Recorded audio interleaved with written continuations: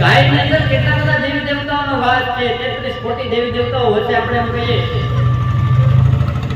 કામો લક્ષ્મ્યા સદા મૂલમ ગોસુકામ્યા અનલાક્ષ્યતે માતરં સર્વભૂતાનાં ગાવઃ સર્વ સુખ પ્રદા.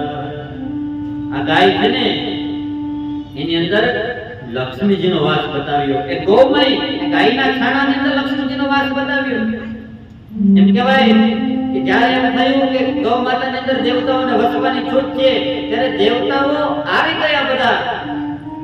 સૌથી પહેલા હું આવું બધા દેવતાઓ વસવા લાગ્યા. અને અંતે કે જગ્યા ન મળી લક્ષ્મીજી કહે કે મારે ક્યાં રહેવું હવે, નિસ્તેજ થયા. પોતે વિચારવા લાગ્યા કે હું શું કરું. ત્યારે ગાયના છાણમાં પણ એને વસવા માટેની તક મળી ગઈ. તો દેવી દેવતાઓ પણ ગાયની ઇર્દ ગિર્દ લેવા માંગતા હોય તો આપણે પણ રહેવું જોઈએ. ભલે ઘરમાં ગાય ન રાખી શકીએ તો કાઈ નહીં, આપણે એમ કહીએ કે ઘરમાં એક ગાય રાખવી જોઈએ. કદાચ ન વ્યવસ્થા થાય તો કાઈ નહીં, પણ ગૌશાળાઓમાં જઈને સેવાઓ તો કરીએ. ક્યારેક જઈને ત્યાં તો હાથ દઈએ આપણે. માતરમ સર્વભૂતાનાં, તેમાં પાપ કોઈ સ્થાનમાં નથી. એક પણ અંગની અંદર પાપ નથી. તમે ગાયનું કોઈ પણ અંગ અડી ગયો તમને પાપ ન લાગે. પ્રાણી માત્ર માટે આ તો માં સમાન છે. સુખ દેવાવાળી માં છે એમ કહીએ તો ચાલે. આવી બધી આ માં છે. આપણે સર્વદેવા કવા મધ્યે તીર્થાની તત્પદેષુ ચ તત્ગુહ્યેષુ સ્વયં લક્ષ્મી તિષ્ઠત્યેવ સદા.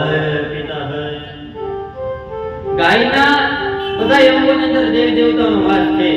એ ગાયના પગ હોય ને એ પગની ખરીઓમાં બધા તીર્થોનો વાસ બતાવ્યો.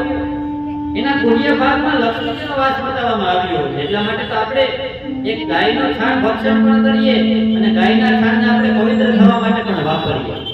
આપણી ઘરે ગમે એવા સાધુ સંતો આવે, આપણા ગુરુજનો ગમે એવા આવે, આપણે એને ઉતારો આપીએ, મખમલના આસનો આપીએ, સોનાની થાળીમાં જમવા આપીએ, 56 ભોગ આપીએ, પણ એ જ્યારે પ્રાતઃકાલે એ શૌચ કરે, દીર્ઘ કરે ત્યારે શું આપણે એનું દીર્ઘ ખાશું?